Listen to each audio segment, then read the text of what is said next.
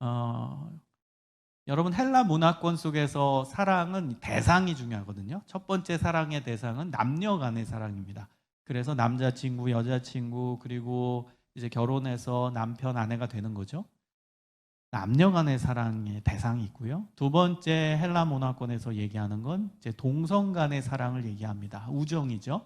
남자와 남자, 여자와 여자 사이의 우정, 그 관계성의 사랑을 헬라 문화권에서는 이야기합니다.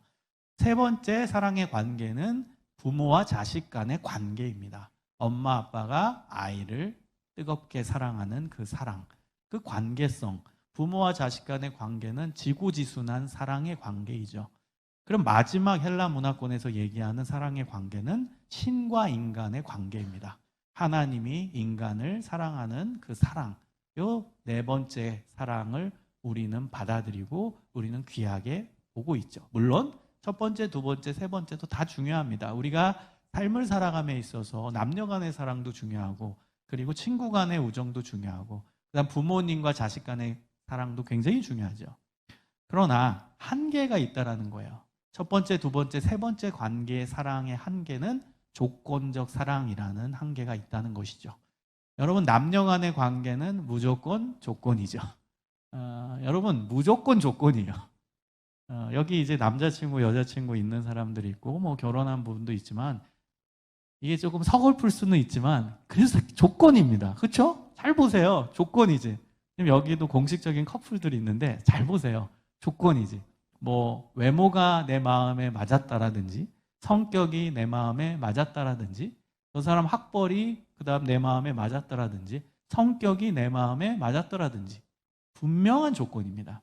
키가 내 마음에 맞았든지, 그렇죠? 있어요. 다 조건입니다. 여러분, 조건 없이 무조건 나는 남편을 사랑한다, 무조건 아내를 사랑한다, 무조건 뭐 남자친구를 사랑한다, 무조건 여자친구를 사랑한다. 예, 이건 우리의 이상이죠. 이상. 아이디어란 얘기고, 실제로는 조건입니다. 나랑 맞는 구석이 있으니까 같이 사는 거고, 나랑 맞는 구석이 있으니까 서로 눈이 맞아서 남자친구, 여자친구도 되고 결혼도 하는 거죠. 자, 우정은 더 심하죠. 우정도 여러분 맞지 않는 사람과는요, 이건 남녀 간에보다 더 엄격하죠. 맞지 않으면 친구가 될 수가 없어요. 맞는 구석이 있으니까 동성 간의 우정이 생기는 거죠. 나랑 취미가 같든지, 나랑 뭐 성격이 같든지, 뭐 영화 보는 그 내용이 같든지, 나는 그런 블록버스터 영화를 좋아한다라든지, 여러 가지 영화의 장르가 있는데 그게 내 마음에 맞는다. 그래가지고 동성 간의 우정이 생기는 사람도 실제 있더라고요. 그 친구들은 만나기만 하면 영화 보러 가거나. 그러니까 영화가 맞으면, 자기 장르에 맞으면 또 친구가 돼요. 어쨌든 자기랑 맞는 구석이 있으니까 우정도 생기는 거예요. 여러분 잘 생각해 보세요. 친한 친구. 맞는 구석이 하나도 없는데 친구가 될 수 있어요? 없어요. 야, 돈가스 먹으러 가자. 그러면 난 짜장면 먹을래. 야, 된장찌개 먹으러 가자. 싫어. 나는 칼국수 먹을래. 맨날 안 맞아. 야, 이거 영화 보자. 싫어. 나 어지러워서 싫어. 딴 거 볼래. 계속 안 맞으면 우정도 생겨날 수가 없습니다. 우정은 중요한 조건이 있어야 눈이 맞고 마음이 맞아서 생겨나는 거예요. 자, 부모와 자식 간의 관계는 어떨까요? 부모와 자식 간의 관계는 굉장히 지고지순한, 순수한, 따뜻한 사랑이죠. 하나님의 사랑을 닮아 있는 가장 고결한 사랑이죠. 하지만 그 사랑도 사실은 조건이죠. 내 자식이다. 이건 어마어마한 조건이죠. 내 핏줄이다. 내 혈통이다. 어마어마한 조건입니다. 더 설명할 조건이 없어요. 그냥 내 핏줄 끝. 내 혈통 끝. 이게 어마어마한 조건이죠. 사랑이 생겨나는 조건이죠. 자, 그래서 관계성 속에서 봤을 때 남녀 간의 관계, 남남여여와의 동성 간의 관계, 그리고 부모와 자식 간의 관계, 그 안에서 생겨나는 사랑은 다 귀하지만 안타깝게 조건적 사랑이라는 거죠. 근데 마지막 신과 인간의 관계에서 다루는 이 사랑, 하나님과 인간 사이에서 작동하는 이 사랑은 무조건적인 관계라는 것이죠. 우리 기독교에서 말하는 사랑이 이 네 번째 관계에서의 사랑입니다. 하나님이 인간을 사랑한 무조건적인 사랑. 이것을 우리가 아가페라고 하는 거죠. 헬라어 단어 아가페. 아가페 사랑입니다. 무조건적인 사랑, 무조건적인 수용적 사랑, 무조건적인 그냥 인정하는 사랑, 받아주는 사랑. 여러분, 로마서 5장 8절에 보면은 하나님의 아가페 사랑이 얼마나 놀라운지에 대해서 기술하고 있습니다. 우리가 죄인 되었을 때에 그리스도께서 우리를 위하여 죽으심으로 우리에 대한 하나님의 사랑을 확증하셨느니라. 여러분, 성경에서 보면 하나님이 제일 싫어하는 게 죄입니다. 죄.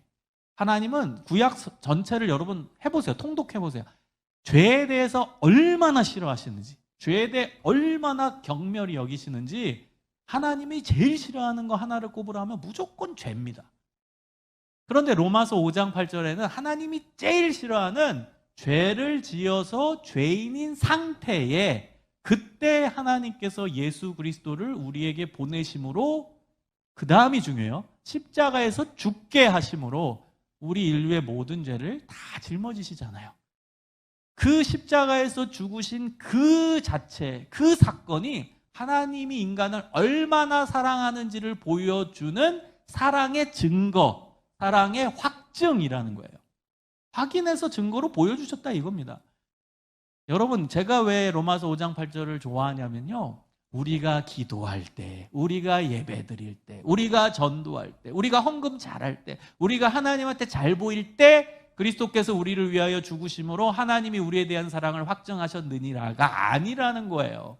하나님이 제일 미워하시는 행동을 하는, 하나님이 제일 미워하시는 죄를 지어서 죄인인 상태에서, 이런 뜻이에요. 이것을 동사적으로 해석하면 죄를 짓고 있는 중에라는 진행형입니다. 여러분, 우리가 죄를 짓고 있는 그 진행형 가운데서 하나님의 선택은 인류를 위해서 하나밖에 없는 독생자 예수 그리스도를 보내서 죽게 하심으로 하나님이 인간들을 얼마나 사랑하시는지 그 사랑의 증거를 보여주셨다예요. 여러분, 이거는 무조건적인 사랑이죠. 하나님 제일 싫어하는 죄를 짓고 있는 중에 하나님의 선택은 사랑이었다는 거예요. 그것도 하나밖에 없는 아들보다 인간을 더 챙겨서 아들은 죽게 하시는. 이게 말이 되는 사랑입니까? 이게 어마어마한 사랑 아닙니까? 여러분, 잘 생각해 보세요. 십자가를 묵상해 보세요. 인간을 얼마나 사랑하셨으면 하나밖에 없는 독생자를 죽이셨다라는 거예요. 인간은 살리고. 그게 하나님의 사랑입니다. 무조건적인 사랑, 무조건적인 사랑, 그냥 받아주는 사랑, 희생하는 사랑, 절대적인 사랑, 가장 순수한 사랑. 그 사랑을 누가 받았어요? 우리가 받았어요. 여러분이 받았어요. 믿으십니까? 이 사랑을 우리가 받은 거예요. 여러분, 오늘 본문을 보십시오. 오늘 본문을 보면 예수님께서 새 계명을 이야기하십니다. 새 계명. 새로운 계명, 새로운 율법이란 뜻입니다. 구약의 율법이 아닌 예수님의 율법, 새로운 율법을 제시합니다. 예수님께서는 십자가에 달리셔서 돌아가시기 전에 제자들을 모으시고 고별 설교를 하십니다. 마지막 설교예요.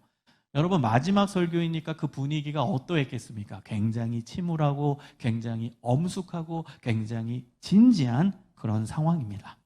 그때 유언과 같은 말씀을 하신 겁니다. 그 핵심이 바로 오늘 본문 요한복음 13장 34절입니다. 새 계명을 너희에게 주노니 서로 사랑하라. 내가 너희를 사랑한 것 같이 너희도 서로 사랑하라. 여러분, 요한복음 15장 12절에도 다시 한번 예수님은 이 새 계명을 언급하십니다.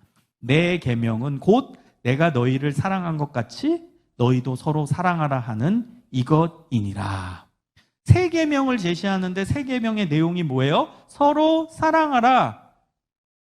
그런데 여기서 우리의 부담은 뭔지 아세요? 제가 이야기한 그 사랑의 관계가 헬라 문화권 속에서는 있다고 했잖아요. 그러면 서로 사랑하라, 이 명령은 인간과 인간 사이의 사랑을 언급한 겁니다. 맞죠? 서로 사랑하라. 그거는 제자들한테 말씀하셨다면 1차적으로는 제자와 제자와의 관계에서 사랑하라는 거예요. 그러면 어떤 사랑의 관계에 들어갈 수 있어요? 우정이겠죠. 예수님의 제자들은 다 남자였으니까. 그럼 남자와 남자 간의 우정을 뜻하는 그 사랑이겠죠. 서로 사랑하라 했을 때 헬라 문화권 속에. 아까 제가 4가지 관계를 얘기했잖아요. 그런데 서로 사랑하라의 그 관계는 하나님이 인간을 사랑한 그 관계 속에서의 사랑을 하라는 뜻으로 서로 사랑을 언급했다라는 거예요. 여러분, 사랑이라는 단어 하나만 기억하세요. 아가페. 이 아가페가 무조건적인 사랑, 하나님이 인간을 사랑한 사랑이에요. 대상이 하나님이 주체적으로 먼저 인간을 품고 사랑한 거예요. 하나님이 사랑의 시작점이에요. 하나님이 인간을 사랑한 거예요. 예를 들어서 내가 이 사람을 사랑한다 하면 내가 주체성이 되죠. 내가 먼저 시작 지점이죠. 그리고 나서 사랑을 주는 거죠. 그럼 그 사람이 사랑을 받는 거죠.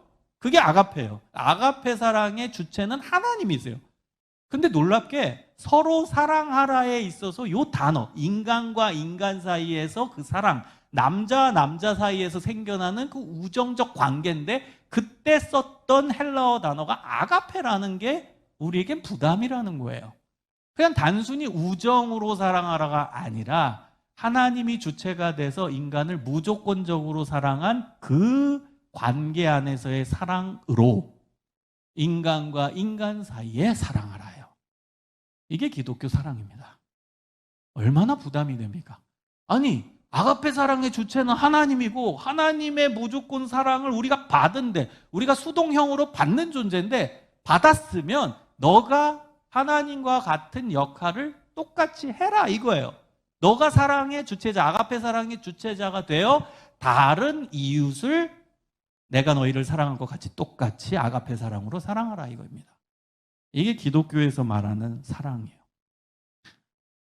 놀라운 겁니다, 여러분. 이거 어마어마하게 놀라운 거 아니에요? 아니, 하나님의 사랑을 우리가 받았어요. 그러면 우리가 좋잖아요. 아멘. 하나님이 저를 사랑하신대요. 아멘. 예수님이 십자가에서 못 박혀 죽으심으로 말미암아 우리를 무한대로 품으시고 우리의 모든 죄를 씻으셨대요. 아멘. 너무 좋잖아요. 할렐루야. 아멘이 나오죠. 은혜 받았죠. 근데 하나님의 의도는 뭐예요? 내가 너희를 정말 뜨겁게 사랑한 사랑을 너희가 받았느냐? 그럼 너희도 똑같이 나의 사랑을 이웃에게 실천해라 이겁니다. 이게 예수님의 의도십니다. 그게 새 계명의 내용입니다. 그게 새 계명이에요. 만약에 친구 간의 우정으로 사랑해라 그럼 마음의 부담이 조금 덜하겠죠? 인간 대 인간의 관계에서 뭐 부모가 자식을 사랑하다 사랑 그건 좀 부담이 되겠지만 그래도 엄청난 부담은 뭐예요? 하나님이 무조건적으로 사랑한 그 사랑으로 이웃을 똑같이 사랑하라. 그래서 여러분 기독교의 사랑은요 그 가요에서 나오는 그런 감정에 치우쳐서 감정에 휘말려서 혹은 감정에 취해서 하는 사랑이 아닙니다. 여러분 무조건적인 사랑에서 무슨 감정이 있어요? 안 그래요? 아니 원수를 사랑하는데 무슨 감정으로 사랑합니까? 예수님은요 그 아가페 사랑을 얘기하셨기 때문에 원수 사랑도 말씀하셨다는 겁니다. 여러분 원수를 사랑할 수 있는 조건은 하나도 없어요. 원수를 뭐 갖고 사랑합니까? 여러분 원수를 가정해 보세요. 여러분 일주일 삶 속에서 여러분 제일 많이 괴롭힌 사람 딱 한 명 떠올리세요. 그 사람은 원수입니다. 여러분의 일주일 삶 속에서 가장 나를 괴롭힌 사람, 그 사람이 원수예요. 그 사람 사랑할 수 있겠어요? 사랑할 수 있겠어요? 못 사랑해요. 유행가 가사의 그 사랑으로는 못 사랑합니다. 감정에 치우친 사랑으로는 못 사랑해요. 아니 조건이 없는데 나를 괴롭히는데 무슨 조건으로 사랑해? 그래서 아가페 사랑이 적용된다면 사랑할 수 있다는 거예요. 왜? 아가페 사랑은 조건 없는 사랑이니까. 하나님은 우리가 죄를 짓고 있는 중에 예수님을 보내서 죽게 하셨으니까 그 사랑이니까 그 사랑을 그 원수에게 적용하라는 거예요. 그러니까 원수 사랑이 가능하다라는 거예요. 그럼 다른 모든 사랑으로는 원수 사랑 불가능합니다. 뭐로 사랑할래요? 우정으로? 우정으로 돼요 그게? 남녀 간의 사랑으로? 그게 돼요 원수인데? 부모와 자식 간의 사랑으로? 그게 돼요 원수인데? 안 돼요. 유일하게 가능한 사랑은 하나님이 인간을 사랑한 아가페밖에 없다는 거예요. 왜? 그거는 조건 없는 사랑이니까. 그래서 예수님이 원수 사랑을 언급하신 거예요. 아가페로는 해야 되니까. 아가페로는 가능하니까. 여러분 무조건적인 사랑이에요. 기독교에서 말하는 사랑은 감정에 치우친 사랑이 아니라 신앙 안에서 실천하는 사랑이에요. 믿음 안에서 실천하는 사랑이고 하나님의 사랑을 받았으니까 그것을 흘려보내는 사랑이라는 거예요. 여러분 요한복음 13장에서 예수님께서 제자들의 발을 씻겨주신 이유가 뭐예요? 요한복음 13장 14절 15절에 이렇게 나옵니다. 내가 주와 또는 선생이 되어 너희 발을 씻었으니 너희도 서로 발을 씻어주는 것이 옳으니라. 내가 너희에게 행한 것 같이 너희도 행하게 하려 하여 본을 보였노라. 여러분, 예수님이 제자들의 발을 씻겨주신 이유가 정확하게 언급됩니다. 나처럼 하라입니다. 마지막 십자가에 달리기 전에 제자들 사랑해서 이벤트 하신 것도 아니고요. 낮아지는 겸손한 모습을 보이려고 하신 것도 아닙니다. 예수님의 의도는 내가 너희들의 발을 씻어준 것처럼 똑같이 하라는 거예요. 똑같이 다른 사람의 발을 씻어주라는 거예요. 그것을 위하여 내가 샘플을 보였다는 거예요. 모범을 보였다라는 거예요. 여러분은 전제 조건이 뭘까요? 이 아가페 사랑을 실천하는 전제 조건이 뭘까요? 무조건 아가페 사랑을 내가 받아야죠. 지금 방금 전 읽은 구절에서 예수님이 내 발을 씻겨주셨고 나는 예수님이 내 발을 씻겨주셨다라는 경험이 있어야죠. 그게 아가페 사랑을 받는 겁니다. 예수님이 내 발을 씻겨주셨다라는 믿음도 없고 예수님이 내 발을 씻겨주셨다라는 그 느낌도 없고 경험도 없는데 내가 어떻게 다른 사람의 발을 씻어줍니까? 그건 불가능한 거예요.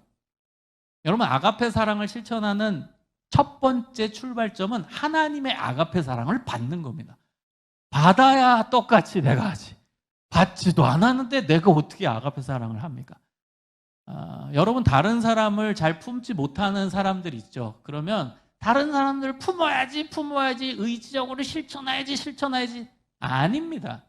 의지는 한계가 있어요. 여러분, 의지적으로 실천해 보세요. 그게 며칠 갈지. 내가 오늘 말씀을 들었으니까 이제 내가 저 싫어하는 사람 사랑해야지 며칠 갈 것 같아요? 이틀도 안 갈걸요? 의지로는요 아가페 사랑 실천 못합니다. 아니, 무조건적인 사랑을 어떻게 의지적으로 실천해요? 여러분, 원수 일주일 동안 해서 나를 괴롭힌 그 사람 의지적으로 사랑해보세요. 되나? 하루도 못 갈걸요? 직장에 어떤 상사가 내 원수다, 그럴 수도 있죠? 하루도 못 갈걸요? 그 사람은 사랑한다. 내일 출근하면 바로 저녁 때 되면 막 승질이 날걸요? 어떻게 이 사람을 사랑해? 안 돼요. 아가페 사랑을 의지적으로 실천한다? 불가능합니다.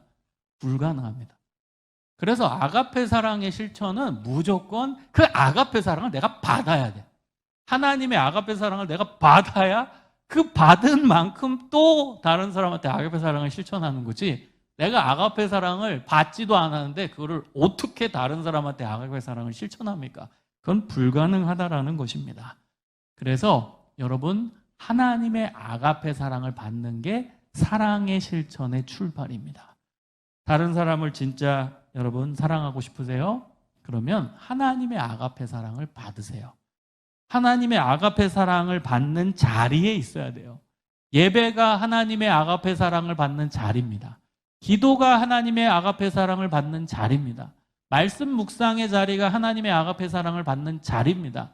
선교와 전도의 자리가 하나님의 아가페 사랑을 받는 자리입니다. 전도를 통해 선교를 통해서 하나님의 아가페 사랑을 받는 거예요. 우리가 어떤 사역을 한다, 우리가 우리 거 쏟아낸다가 아니에요. 하나님의 아가페 사랑을 받는 자리, 받으면서 나눠준다. 그 자리가 사역의 자리, 전도의 자리, 사명의 자리, 선교의 자리예요. 그래서 하나님의 아가페 사랑을 받는 자리에 여러분이 있어야 돼요. 그 자리에 없는데 아가페 사랑을 받겠다? 불가능해요. 예배도 매주 출석 안 하면서 하나님의 아가페 사랑을 받겠다? 불가능해요. 일주일 동안에 기도 5분도 안 하는 사람이 아가페 사랑을 받겠다? 불가능해요. 일주일 동안에 성경 한 장도 안 읽는다? 불가능해요, 여러분. 하나님의 아가페 사랑을 받을 수가 없어요. 그 자리에 있어야 받을 거 아닙니까? 하나님의 아가페 사랑을 받는 자리에 여러분 서세요. 그 안에 있으세요. 그래 아가페 사랑을 무한대로 받죠. 있으면 있을수록 하나님의 아가페 사랑이 여러분 안에 충만하게 임하는 거예요. 기도해 보십시오. 그 안에 하나님의 아가페 사랑이 임하지. 여러분, 기도하고 나서 막 1시간 눈물로 기도하고 나서 에이씨 이런 사람 있어요? 기도 1시간 하고 나서 아유 그 나쁜 놈 이런 사람 있어요? 기도하면요 마음이 무너지고, 왜요? 그 안에 하나님의 사랑이 들어오니까 강박했던 마음이 무너지는 거예요. 저는 여러분 잘 알듯이 청소년 사역 전문가입니다. 청소년 애들 수련회 정말 많이 인도해요. 지금 여름에도 이제 거의 캠프에 가 있는데요. 청소년 집회 수련회 인도해 보면 처음에 애들이 강박해요. 요즘 청소년들 정말 강박해요. 개회 예배 드릴 때 막 입이 이만큼 나오고 뭐 뒤에서 막 욕하는 애 있고 막 옆에 또 연합수련회 같은 경우는 옆에 교회 애가 내 자리 침범한다고 막 치고 막 서로 교회 애들끼리 막 조금 이렇게 힘센 애들이 막 자리 잡고 막 인상 쓰고 있고 알력도 있고 서로 교회들끼리 막 별거 다 있어요. 저야 뭐 많이 인도해 보니까 그게 보여요, 눈에. 서로 안 친하던 거죠. 그러면서 서로 미움의 감정, 또 우리 교회가 먼저야, 또 괜히 애들끼리는 우리 교회 더 드러내고 싶어가지고 서로 경쟁하고, 그러니까 막 다른 교회 애들은 내 친구로 보지도 않고 마음이 강팍해요. 개회 예배 때 보면 얼굴에 표정이 써 있어요. 그런데 폐회 예배 되면 진짜 은혜로운 집회다. 정말 하나님이 역사하는 수련회를 아이들이 경험하잖아요. 폐회 예배 때 보면 다 얼싸안고 울어요. 축복하자 그러면 우리 교회 애들만 축복해요? 안 그래요. 옆에 교회 애들 같이 축복하고, 야 다음에 또 보자, 어디서 보자, 막 지방에 사는 애들은 서울 어디서 보자, 서울 놀러와, 나도 놀러 갈게, 그리고 막 연락처 주고받고 막 난리도 아니에요. 그렇게 변화가 일어나는 거예요. 왜 그런 변화가 일어나요? 그들 마음 가운데 하나님의 아가페 사랑을 체험하고 경험하는 자리에 2박 3일 충만하게 있으니까 그 아가페 사랑이 밀려 들어오는 거예요. 그들 마음 가운데. 그들의 마음, 각박했던 마음이 녹아지는 거예요. 그러니까 옆에 사람 품게 되고 사랑하게 되고, 나랑 처음에 스타일도 안 맞던 애들이 사랑스럽게 보이고 품게 되고 받아들이게 되는 거예요. 사랑하는 여러분, 아가페 사랑을 받는 자리에 있으시기를 소망합니다. 하나님의 아가페 사랑을 충만하게 받으십시오. 그때 여러분의 삶에 놀라운 변화가 일어납니다. 하나님의 시선으로 살게 되고, 하나님의 마음으로 살게 되고, 하나님은 사랑이시다. 그 하나님이 누구신지를 정확하게 알게 됩니다. 그게 예수님이 이 땅에 오셔서 우리에게 보여주신 새 계명이에요. 그리고 여러분, 한 가지 더 조건을 드리면, 마태복음 22장 39절에 예수님이 말씀하시죠. 내 이웃을 내 자신같이 사랑하라. 이 사랑도 아가페예요. 여러분, 그래서 사실 내 옆에 있는 이웃을 사랑하기 위한 단계가 있습니다. 그것은 하나님의 아가페 사랑을 내가 충만하게 받아요. 그 다음 단계 뭐냐? 바로 이웃을 사랑하는 게 아니에요. 그 다음은 나를 사랑하는 거예요. 내 이웃을 내 자신같이 사랑하라. 나를 사랑하는. 근데 그 사랑도 아가페예요.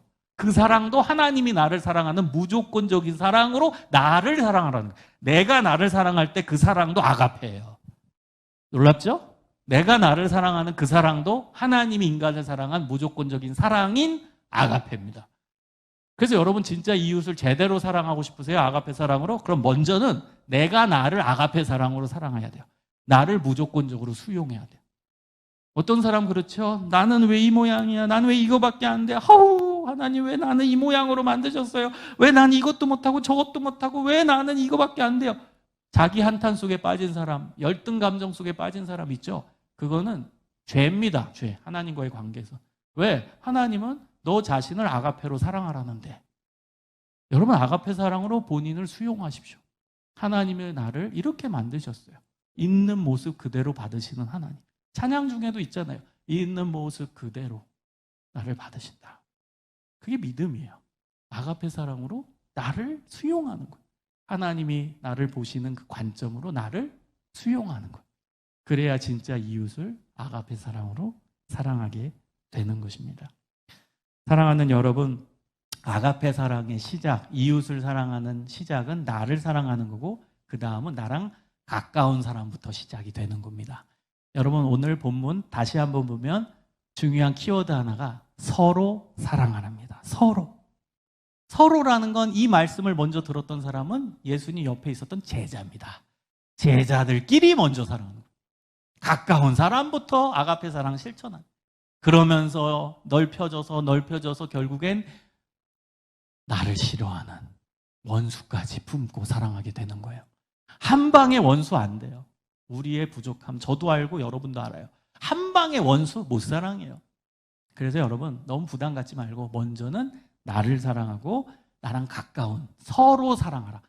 우리 제자들끼리, 예수 믿는 자들끼리, 가까운 가족끼리, 가족 구성원끼리, 그 다음 내가 사랑하는 우리 회사, 또 학교, 공동체, 선후배, 동료들 먼저 가까운 사람부터 사랑하는 거예요. 그리고 넓혀져서 결국에 최종 목표는 원수까지 사랑하는 겁니다. 오늘 말씀을 기억하면서 하나님이 기뻐하시는 사랑하는 삶, 사랑으로 살아가는 삶, 무조건적으로 수용하는 예수님 닮은 삶이 되시기를 주님의 이름으로 축원합니다. 기도하겠습니다. 하나님 감사합니다. 오늘 말씀을 주심에 감사합니다.